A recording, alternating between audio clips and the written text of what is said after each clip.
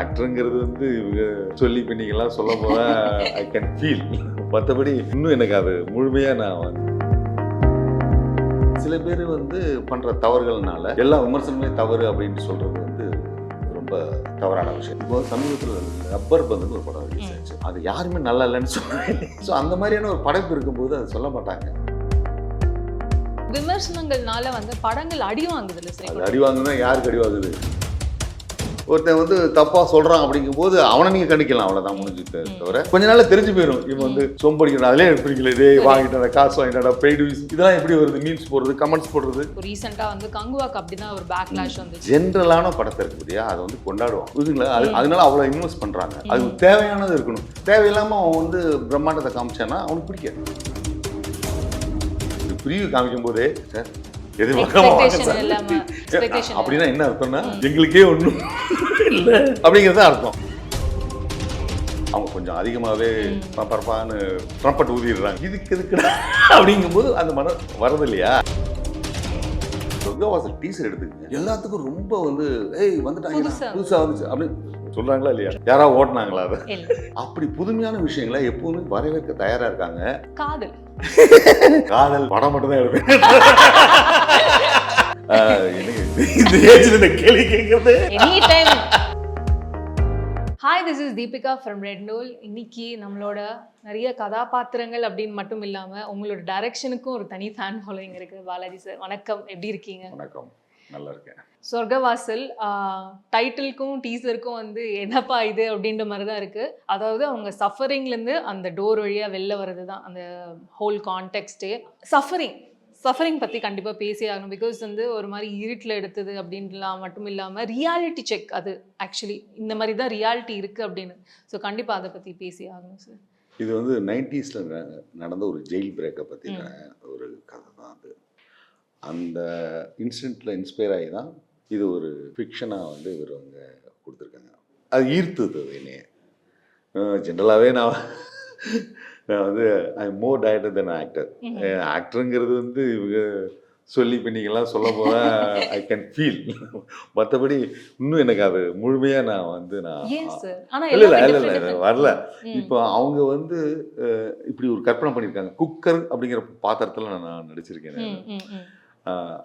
அது என்னென்னா ரொம்ப நாளாகவே ஜெயிலே பல வருஷமாக ரொம்ப மற்றவங்க எல்லாத்தையும் ரொம்ப சீனியராக இருக்கிற ஒரு ஆள். அந்த ஜெயிலோட இடுக்கெல்லாம் அவருக்கு தெரியும். ஆனால் அவருக்கு வந்து ஒரு ஆறுதலாக யாருமே இல்லை. அப்போ தான் வராதுங்கிற மாதிரி ஒரு பஷீர் அப்படின்னு சொல்லி. ஆனால் என்னை எல்லாம் குக்கர்னு கூப்பிடுவாங்க அப்படிங்கிற ஒரு பாத்திரத்தை சொன்னேன். நீங்கள் சஃபரிங்னு சொன்னீங்க இல்லையா, சஃபரிங்லாம் வந்து அப்படியே எல்லாம் போய் சகஜமாகி அதெல்லாம் வந்து அந்த சஃபரிங்லாம் ஏற்றுக்கிட்டு இருக்கிற ஒரு கேரக்டர். யாராவது சஃபரிங்னு வந்தாங்கன்னா இதை விட நிறைய பார்த்துருக்கேன் அப்படின்ற மாதிரி. நீங்கள் வந்து சினிமா ஃப்ரெட்டர்னிட்டியில் நிறைய வருஷம் இருக்கீங்கனால நான் அதை கேட்கணுன்னு தான். பிகாஸ் இனிஷியலாக ஒரு படம் ரிலீஸ் ஆச்சுன்னா 100க்கு எவ்வளோ மார்க் கொடுப்பாங்க, 5 ஸ்டார்ஸ்க்கு எவ்வளோ கொடுப்பாங்க, இந்த ஒரு மென்டாலிட்டி தான் எல்லாருமே இருந்தோம். ஆனால் இப்போ எல்லாமே இவால்வ் ஆகி வரும்போது ரிவ்யூஸ், விமர்சனங்கள் கண்ணா பின்னான்னு மாறிடுச்சு. அதை நீங்கள் எப்படி பார்க்குறீங்க சார்? முதல்ல வந்து சோஷியல் மீடியாங்கிறது இல்லை, ஒரு குறிப்பிட்ட இதை தான் பார்க்க வேண்டியது இருக்குது. அவங்களுடைய கருத்துக்களை வந்து படம் நல்லா இருக்குன்னு சொல்லிட்டு போயிடுவாங்க. இப்போ பார்த்தீங்கன்னா அது ரொம்ப எல்லா கையிலும் ஒரு ஃபோன் வந்தோடனே எல்லாரும் யூடியூப் சேனல் அதெல்லாம் ஒரு ஜனநாயகமான விஷயம், நல்ல விஷயம் தான். அதில் இந்த ஸ்பேஸ் கிடைக்காதவங்க அந்த நியூஸில் போய் அது அப்படி ஸ்பேஸ் கிடைக்காதவங்க இவங்களே நியூஸ் போடுற அந்த ஒரு எல்லாம் வந்துடுச்சு. இப்போ இது எக்ஸ் தலைமுறையிலேருந்து எல்லாமே வந்திருக்கு, எல்லாமே ஆயிடுச்சு. அதனுடைய ரியாக்ஷன் தான். இப்போ நம்ம அதை பார்த்துட்டு நம்ம பழசை கம்பேர் பண்ணிட்டு இவங்களாம் விமர்சனம் பண்ணிட்டாங்க, இவங்களாம் இது பண்ணிட்டாங்க அப்படின்னு சொல்கிறதே வந்து அறிவியலுக்கு எதிர்ப்பதமானதுன்னு வச்சுங்களேன். அந்த இதை தாங்க முடியல. அது ரொம்ப அது வளர்ச்சி தான் சொல்கிறேன் நான். அதில் சில பேர் வந்து பண்ணுற தவறுகள்னால எல்லா விமர்சனமே தவறு அப்படின்னு சொல்கிறது வந்து ரொம்ப தவறான விஷயம் தான். அது விமர்சனம் எப்பவுமே இருந்துகிட்டே இருக்கும். இப்போ சமீபத்தில் ரப்பர் பந்துன்னு ஒரு படம் ரிலீஸ் ஆச்சு. அது யாருமே நல்லா இல்லைன்னு சொல்லுவாங்க. ஸோ அந்த மாதிரியான ஒரு படைப்பு இருக்கும்போது அதை சொல்ல மாட்டாங்க. அதில் சின்ன குறை இருக்கும்போது அது கொஞ்சம் ஊதி பெருசுறவங்க இருப்பாங்க. அதை வந்து நெக்லிஜிபிள் தானே தவிர இட்ஸ் நாட் அது வந்து அதான் அப்படிதான் ஆயிடுச்சு எல்லாரும் விமர்சனம் எவ்வளோ தான் ஆப்பான். அவங்க இன்னும் தெரிஞ்சுங்க, எல்லாமே கன்சியூம் பண்ணிட்டு காசு கொடுப்போம், சாப்பிட்டுட்டு தான் காசு கொடுப்போம். ஆனால் இது கொடுத்துட்டு பார்க்க போகும்போது அவனுக்கு இன்னும் கோபம் எல்லாமே வரும். அது வந்து அந்த டிவைஸினுடைய புரியுது. அந்த டிவைஸினுடைய விஷயம் அதான். அதெல்லாம் அவங்க இப்படி தான் சொல்லுவாங்க. ஏய் படம் அப்படின்வான். நாங்களாம் படம் பார்க்கும்போது மலையாள படம் பார்க்கும்போது அப்படியே எதிர்பார்த்துருப்போம். எங்களுக்கு ஒரு சீன் வரல, என்ன தேட்டர் கிழிக்கிறதுங்கிறது வந்து அங்கே காலத்தில் நடந்துட்டு தான் இருக்குது. அதனால அது வந்து எப்போவுமே விமர்சனத்தை எதிர்க்கிறதுங்கிறது வந்து ஒரு அறிவியல் பூர்வமானது கிடையாது. ஆனா இப்போ விமர்சனங்கள்னால வந்து படங்கள் அடி வாங்குது இல்லை சார்? இப்போ ரீசெண்டா கூட நீங்க பார்த்துருப்பீங்க, ஒரு நோட்டீஸ் மாதிரி அது கூட. அடி வாங்குதான். யாருக்கு அடி வாங்குது? முதலீடு போட்டவங்களுக்கு அடி வாங்குது. ஆனா ஆடியன்ஸ் தான், இப்போ கன்சியூமர் ஆடியன்ஸ் தானே உங்களுக்கு, புரியுதுங்களா? அதுல வந்து ஒருத்தன் வந்து தப்பா சொல்றான் அப்படிங்கும்போது அவனை நீங்க கண்டிக்கலாம், அவ்வளவுதான் முடிஞ்சு. தவிர அந்த அதை பார்த்துட்டு போறதுங்கிறது வந்து ஒரு குறிப்பிட்ட சதவீதம் தான். எந்த சதவீதம் குறிப்பிட்ட சதவீதம். எப்பவுமே இந்த மவுத் டாக்னு ஒன்று இருக்கு இல்லையா, அவன் ஃபீல் பண்ணிட்டு சொல்றான் இல்லைங்களா, அதை தான் நம்புவானே தவிர இந்த விமர்சனங்கள்லாம் யாரும் நம்ப மாட்டாங்க. கொஞ்ச நாள்ல தெரிஞ்சு போயிடும். இவன் வந்து சொம்படிக்கணும், அதிலே எடுப்பீங்களே, இதே வாங்கிட்டா காசு வாங்கிட்டா பெய்டு இதெல்லாம் எப்படி வருது, மீன்ஸ் போடுறது, கமெண்ட்ஸ் போடுறது, அவனை வந்து கலாய்க்கிறது, விமர்சகர்கள் எல்லாமே நடந்து தானே இருக்குது. ஏன்னா எல்லா மொக்க படத்தையும் ரசிகர்கள் சில பேர் இருப்பான். ரொம்ப மைன்யூட்டான படத்தை வரைக்கும் சின்னதாக இருப்பான். ஜென்ரலான படத்தை இருக்கு பார்த்தியா, அதை வந்து கொண்டாடுவான், புரியுதுங்களா? அதனால அவ்வளோ இன்வெஸ்ட் பண்ணுறாங்க. அது தேவையானது இருக்கணும். தேவையில்லாமல் அவன் வந்து பிரம்மாண்டத்தை காமிச்சானா அவனுக்கு பிடிக்காது. ஏன்னா கதை சொல்கிறதானே, என்ன இருந்தாலும் கதை சொல்கிறதானே. அது வந்து நம்ம ஊரில் கதை சொன்னாலும் பார்ப்பான், இங்கிலீஷ்காரன் கதை சொன்னாலும் பார்ப்பான், வேர்ல்டு ஃபிலிம்ஸில் கதை சொன்னாலும் பார்ப்பான். அந்த கதையில் எங்கேயாவது அவனுக்கு வந்து உடன்பாடு இல்லைன்னு சொன்னால் அவன் ரியாக்ட் பண்ணுவான். அது நேச்சுரல். இது எல்லாமே நேச்சுரல் அப்படின்னு ஒரு பக்கம் இருந்தாலுமே, ஏன்னா இப்போ ரீசெண்டாக வந்து அது ஒரு குற்றச்சாட்டாகவே எடுத்து வச்சாங்க. அதாவது இப்போ இந்த மாதிரி ரிவ்யூஸ் வந்து நல்ல ஓடி இருக்கலாம், ஆனால் இதனால அடி வாங்குது அப்படின்ற மாதிரி தான் அவங்க சொல்லிட்டு இருந்தாங்க. இப்போ ரீசெண்டாக வந்து கங்குவாக்கு அப்படி தான் ஒரு பேக்லாஷ் வந்துச்சு. அப்படி அண்ட் ஆல்சோ கூடவே வந்து இப்போ நிறைய படங்கள் ஒன்றா சேர்ந்து ரிலீஸ் ஆகும்போது அப்படிதான் பிளடி பகர் வந்து இனிஷியலாக பயங்கரமாக வந்து பேக்லாஷ் வாங்கிச்சு. ஆனால் இப்போ வந்து நிறைய பேர் வந்து அதை பாராட்டிட்டு இருக்காங்க. ஸோ அதெல்லாம் நீங்கள் எப்படி சார் பார்க்குறீங்க? நீங்கள் சொல்கிறது நான் எப்படி புரிஞ்சுக்கிறேன்னு கேட்டிங்கன்னா, ஃபர்ஸ்ட் மார்க் வாங்கணும்னு ஃபர்ஸ்ட் மார்க் வாங்கணும்னு சொல்லிடுவான். ஒரு முட்டைன்னு சொல்லிடலாம், புரியுதுங்களா? இந்த 35 பார்டர்ல இருக்கிறவங்களை வந்து இப்படி திருப்புறதும் ஃபெயில் ஆக்குறதும் அப்படிங்கிற ஆஸ்பெக்டை நீங்க அந்த கேள்வி கேட்குறீங்க, நான் புரிஞ்சுக்கிட்டேன். நான் இல்ல நீங்க சொல்றது எனக்கு இப்பதான் புரியுது. Actually not everything is first rank. ஆமா, அது மாதிரி அந்த மாதிரி இருக்கும்போது அந்த மாதிரி ஒரு ஃபில்ம் வந்து இந்த தாக்கத்து இருக்குதுங்கிறத மறுக்க முடியாது. ஆனா அதையே வச்சுக்கிட்டு ஒரு அதை முன்னுதாரணமா வச்சுக்கிட்டு நம்ம அது இது பண்ணக்கூடாது. ஏன்னா இது ஒரு அனுபவமா எடுத்துக்கணும். உடனே மாத்திடுவாங்க இல்லையா அவங்க. உங்களுக்கு என்னன்னு கேட்டீங்கன்னா, நீங்க வந்து எதிர்பார்க்க கொடுக்கறதும் நீங்க தான். அந்த எதிர்பார்க்காம வாங்க அப்படின்னா, இப்ப நீங்க எனக்கு ப்ரீவியூ காமிக்கும் போதே சார் எதிர்பார்க்காம நிறைய பேர் அது சொல்லிட்டு இருக்காங்களே சார், எக்ஸ்பெக்டேஷன் அப்படின்னா என்ன அர்த்தம்னா எங்களுக்கே ஒன்றும் இல்லை அப்படிங்கிறது அர்த்தம். இது சினிமா. ஏன்னா மணி இன்வெஸ்ட் ஆகும் போதே பயம் ஜாஸ்தி ஆகும். அந்த பயம் ஜாஸ்தியாக, இன்வெஸ்ட்மெண்ட் ஜாஸ்தியாக, அது ரிட்டர்ன் வரணும் அப்படிங்கிறதுக்கு இப்போ ஒன்று சொன்னேன், இப்போ வந்து விளம்பரம் படுத்தினா தான் எல்லா படத்துக்கும் அப்படிங்கும்போது அவங்க கொஞ்சம் அதிகமாகவே பரப்பான்னு ட்ரம்பட் ஊதிடுறாங்க. இதுக்கு எதுக்குடா அப்படிங்கும்போது அந்த மனம் வரது இல்லையா, அதை கடக்கணும்னு சொல்ல வரேன். இந்த ஒரு அனுபவம் வந்து இது கடந்துடும். இனிமே அடுத்த தடவை அமுக்கிதான் வச்சு அவங்க உள்ளதை சொல்லுவாங்க. அது மக்களுக்கு நன்மை தானே உங்களுக்கு. அதாவது ஹைப் இல்லாமல ஒரிஜினலா என்னன்னு, இப்போ நீங்க இந்த சொர்க்கவாசல் டீசர் எடுத்துக்கங்க, எல்லாத்துக்கும் ரொம்ப வந்து ஏய் வந்துட்டாங்க புதுசா வந்துச்சு அப்படின்னு சொல்றாங்களா இல்லையா? யாராவது ஓட்டினாங்களா? அதை இல்ல. ஆனா இதுலயும் வந்து என்னமோ இருக்குடா அப்படின்னு சொல்லி சொன்னாங்க, புரியுதுங்களா? அப்படி புதுமையான விஷயங்களை எப்பவுமே வரவேற்க தயாரா இருக்காங்க. அப்படி வரவேற்பு ஒரு மெஜாரிட்டி ஜனம் பேசினாங்கன்னா இவங்களும் நல்லா இருக்குன்னு தான் சொல்ல வேண்டியது வரும்.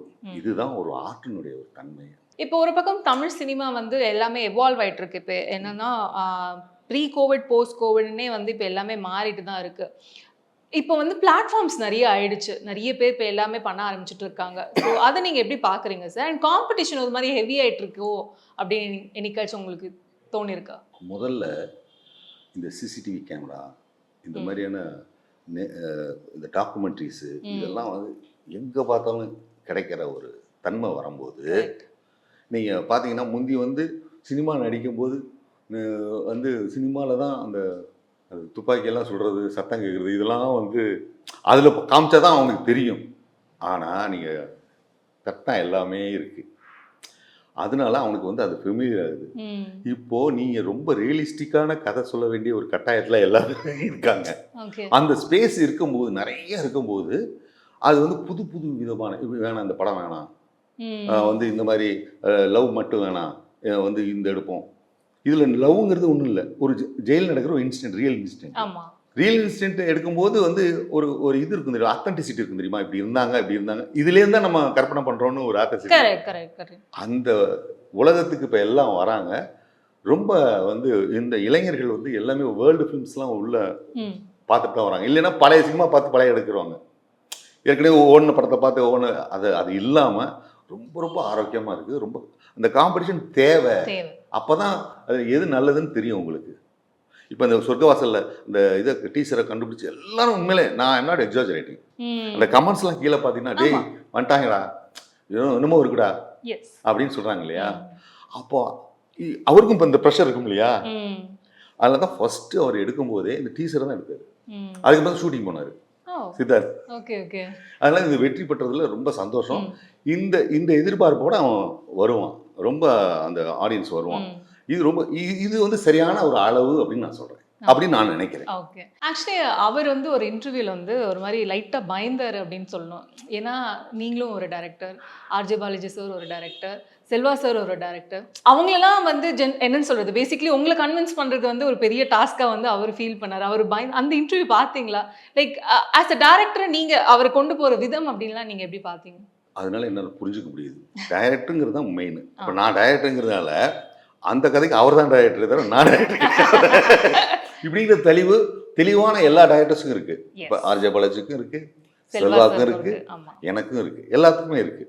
அப்படிங்கும்போது என்னென்னா ஒரு சின்ன தயக்கம்னையும் இது எனக்கு அவங்களுக்கு விட்டுருங்க. எனக்கு வந்து இது வந்து ஒரு கதாபாத்திரம் நடிக்கும்போது அதை வந்து ஜஸ்டிஃபை பண்ணிடுவேனா, நீ எப்படியா நீ செலக்ட் பண்ண அப்படிங்கிற விஷயம் மட்டும்தான் எனக்கு பெருசாக இருந்ததே தவிர, அதில் தான் ஃபுல்லாக அவங்க கிளியராக இருந்தார். நீங்கள் இப்படி பண்ணுங்கள் சார், நீங்கள் எப்படி சார் பண்ணுவீங்க அப்படிலாம் கேட்கல. யோ அப்படியெல்லாம் பண்ணாத, நான் என்ன வேணாலும் பண்ணுவேன், உன் கதாபாத்திரத்துக்கு என்னன்னு சொல்லும்போது அவங்க தெளிவாக இருந்தாங்க. இந்த தெளிவு எப்படி இருப்பார் என்னை பற்றி தெரியவே தெரியாது இல்லையா. என் படத்தை மட்டுமே பார்த்துருக்கும் போது அவர் கொஞ்சம் பயந்துருக்கலாம். அதை நான் சரி பண்ணிட்டேன். முதல்ல அதை விட, நீ யூ ஆர் அ டைரக்டர், ஐ ஆம் அ supporting artist, deal with me, அதை எப்படி டீல் பண்ணுமோ அப்படி பண்ணுங்க அப்படிங்கிற ஒரு கிளாரிட்டி கொடுத்தோன்னே அவரும் இதாகிட்டார். ஏன்னா இந்த விஷயம் இருக்கு இல்லைங்களா, இந்த இந்த இந்த ஒரு கலந்துரையாடல் இல்லைன்னா அங்கே வந்துட்டு அந்த டயலாக் பேசுங்க உண்மை அப்படின்னா எனக்கு கோவம் வந்து புரியுதுங்களா. அதுக்கு முன்னாடி கொலாபரேட் பண்ணியாச்சு. ஆர்ஜே பாலாஜியும் அவர் ஆஃபீஸில் கூட கொலாபரேட் பண்ணியிருக்காரு. எங்கள் வீட்டுக்கும் வந்தாங்க அவங்க 3 பேரும். அவங்க எனக்கு கேட்ட கேள்விகளெல்லாம் நான் சொன்னாங்க. அதனால் ரொம்ப பிடிச்சிருந்துச்சு. அதனால் அது பண்ணோம். இது வந்து ஆரோக்கியமாகவே இருந்துச்சு. இது ரொம்ப அதனால தான் ரொம்ப I am very much glad. ஏன்னா இப்போ நான் பேட்டி கொடுக்குறதுனுடைய முக்கியமான விஷயமே, ஓடி வந்த விஷயமே எனக்கு உண்டு. படம் ரிலீஸ் ஆகுது முன்னாடியே டொட்டோ அடிக்கிறோமான்னு ஒரு சின்ன, ஆனால் இது நான் பார்த்ததுனால ஒரு கான்ஃபிடென்ட்டாக சொல்கிறேன். என்ன இருந்தாலும் அவர் பரீட்சை எழுதுகிற மாதிரி தானே, ஒரு பயம் இருக்கிறது, அது இருக்கட்டும்.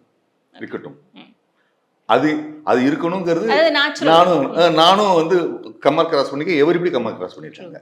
அதுதான் ஒரு பயம்.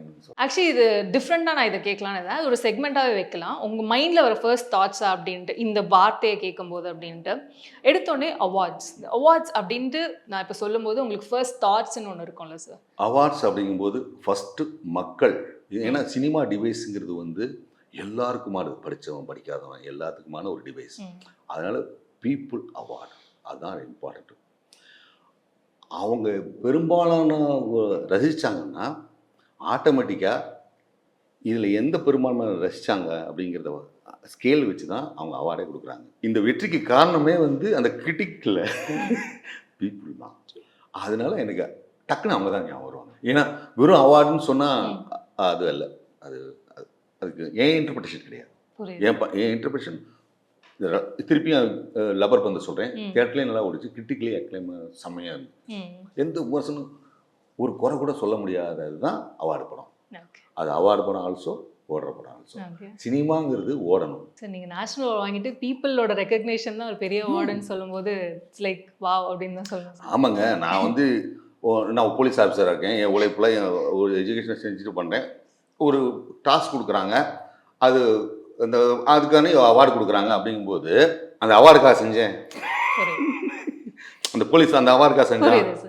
இப்போ இந்த முகுந்தன் சொன்னீங்களே, அவர் அவார்டுக்காக பண்ணாரு, இல்லை அதான் உண்மை. அதனால தான் சொல்கிறேன். அடுத்தது actor or director? Balaji sir as an actor, director. எப்போ ஏன்னா அதை விரும்பி பண்ணது பிஹைண்ட் தி ஸ்க்ரீன் இருந்து அதை வந்து புது புது ஒளிப்பதிவாளர்கள், புது புது இது மியூசிக் டைரக்டர்கள், புது புது எடிட்டர்கள், புது புது இசையமைப்பாளர் எல்லாமே, அந்த ப்ரொடக்ஷன் மேனேஜர்ஸ் வந்து எல்லாமே வந்து புதுசாக தான் நான் ட்ரை பண்ணுவேன். அதுதான் எனக்கு இம்பார்ட்டன்ட். இப்போ நான் போய் இது நடிச்சிட்டு இருக்கிறது கூட ஒரு வகையில் அந்த நேர வரையும் தான் என்னைய பொறுத்தளவுக்கு பணம் வந்தாலும் கூட. ஆனால் ரொம்ப நிறைவான ஜாப்புங்கிறது விரும்பி ஏற்றுக்கிட்ட ஜாப் பிஹைண்ட் தி ஸ்க்ரீன். அதில் வந்து ரொம்ப லைஃப் லாங்காக சாகர முடியே பண்ணலாம் அப்படிங்கிற அந்த ஒரு தன்மை அதில் இருக்குது. அடுத்தது அவமானங்கள், ரிஜெக்ஷன்ஸ். இது வந்து சின்ன வயசில் இந்த கேள்வியை கேட்டிருந்தீங்கன்னா அப்படியே அழுது பெரிய ஸ்டோரி, பேக் ஸ்டோரியெல்லாம் சொல்லியிருப்பேன் நான். இப்போ இந்த நிலையில் கேட்கும்போது, இந்த ஏஜில் கேட்கும்போது அந்த கேள்விக்கு என்ன பதில் வந்து, அது வந்து மேண்டேட்ரி. வரும், இப்பயும் வந்துட்டு இருக்கு, இந்த நிமிஷம் முடியே இருக்கு. அப்போ அது கொடுத்தது தான் அது. சொல்லு எப்பவுமே வந்து அந்த ஒரு இதுலேருந்து நம்ம வேற போகிறோம் அப்படிங்கும்போது நாம் சாதாரணமானவர்கள் கிடையாது, வேற மாதிரிங்கும்போது அப்போது அவர்களுக்கு வர துன்பம் விட பெருசாக வருங்கிறத புரிஞ்சுக்கணும், நம்ம அதில் எதிர்கொள்ளணும். அதுதான் எக்ஸ்பெக்ட் த அன்எக்ஸ்பெக்டட். நெக்ஸ்ட் காதல். காதல் படம் மட்டும் தான் எடுப்பேன். ரியல் லைஃப்ல சொல்லுங்க சார். ரியல் லைஃப்லலாம் எனக்கு இந்த ஏஜ்ல இந்த கேள்வி கேட்கறது இல்ல சார். எனி டைம் காதல், அது காதல் யார்கிட்ட வேணாலும் என்ன வேணாலும்ங்கிறது வந்து அதுதான் வந்து ஜாதி, மத, இனம் எல்லாத்தையும் ஒன்றிணைக்கிறது. அதனால அது வந்து மனுஷன் வந்து இந்த உலகம் அழியிற முடியும் அது இருக்கும் அப்படிங்கிறது என்னுடைய இது. இளமை கேட்டிங்கன்னா அது கூச்சமாக இருக்கும். ஆனால் அது ஒரு கான்செப்டாக கேட்டிங்கன்னா அது வந்து அழியாதது. Love is God, God is லவ்னு சொல்கிறாங்க. And also our favourite is also Kadhal படம். ஏன்னா வந்து எல்லாருமே இதை பேசியிருப்பாங்க, பட் அதை ரொம்பவே அழகாக காமிச்சிருந்தீங்க. அதுக்கு ரொம்ப ரொம்ப நன்றி சார். அதுக்கு ஜென்ரலாக என்னென்னா, ஒரு மீடியா ஃப்ரண்ட்ல இருக்கும்போது, ஒரு ஃபேமஸான பர்சனாக இருக்கும்போது, you are subjected to like உங்களை பற்றி பேசுறதுக்கு வந்து உங்களே அறியாமல் பீப்புளுக்கு வந்து அது உரிமை மாதிரி கொடுத்துறீங்க. அதாவது என்னன்னா, உங்களுக்கான பர்சனல் ஸ்பேஸ்ன்னு பெருசாக இல்லாமல் இருக்கு. நாட் ஜஸ்ட் யூ, லைக் எல்லா செலிபிரிட்டிஸும் நான் ஒன்றா. இதை நீங்கள் எப்படி பார்க்குறீங்க? Like intruding in someone's privacy. நீங்கள் குறிப்பிட்டதை நான் எப்படி இமேஜ் உள்ள ஆர்டிஸ்ட்டை நான் எடுத்துக்கிறேன். நான் இமேஜ்லெஸ். அதனால தான் இல்லை நான் சொல்கிறேன். ஏன்னா நான் மோர் டைரக்டர், ஏன்னா பிஹைண்ட் தி கேமரா. எப்போவுமே ஸ்க்ரீனில் இருக்கிறவங்களுக்கு தான் அந்த, ஏன்னா அவங்க உணர்ச்சிகளை கொட்டுறதுனால, அவங்க நல்லவனா நடிக்கிறதுனால அவங்க நல்லவனா, புரியுதுங்களா உங்களுக்கு? அப்போ அந்த இமேஜை வந்து அதுக்குன்னு தொந்தரவு பண்ணி அப்படியே சப்பி அப்படி அது நல்ல மேக்கப்லாம் போட்டு நல்ல இளமையாக இருக்கும்போது விரும்பியிருப்பான். அதோடைய தொடர்ச்சியாக அவர் விக்கு வைக்கும்போது மேலே அன்பா பிடிச்சி பரண்டன்னா அது அசௌகரியங்கள், புரியுதுங்களா? அந்த அசௌகரியத்தை கூப்பிட்றோம். ஆனால் அந்த டிஸ்டர்பன்ஸ் இல்லாமல் இந்த இமேஜ் எப்படி வந்திருக்கும் அப்படின்னு நினச்சா அதை நீங்கள் டிஸ்டர்பன்ஸாகவே நினைக்கக்கூடாது. அது டிஸ்டர்பன்ஸாகவே நினைக்கக்கூடாது. அவங்க தான் தலைவனானாங்க. ஏன்னா நம்ம ஊரில் ஒருத்தன் ஏதோ பிரச்சனைன்னு சொன்னா தான் அவன் வருவான். அதுதான் தலைவன் உட்காந்துருக்கு. அதனால தான் நீ வந்து கட்சி நடத்துகிற இல்லை இது பண்ணுற, அப்போ தான் தலைவன் வருவான். யாருமே வராமல் ஒய்ஃபும் ஹஸ்பண்ட் மட்டும் தான் இப்படி இருக்கணும் அப்படின்னா நீ ஏன் அந்த மாதிரி பண்ணுற? அதனால அந்த இமேஜுக்காக நான் வந்து இது பார்த்தா எல்லாரும் என்னை பார்த்து புகழணும் அப்படின்னு தானே நினைக்கிறீங்க. அந்த நிலைக்கு வந்துடுமே, அது நெருங்கும் போது அதுக்கு நீ ஸ்பெண்ட் பண்ணணும். Thank you so much sir. Thank you very much.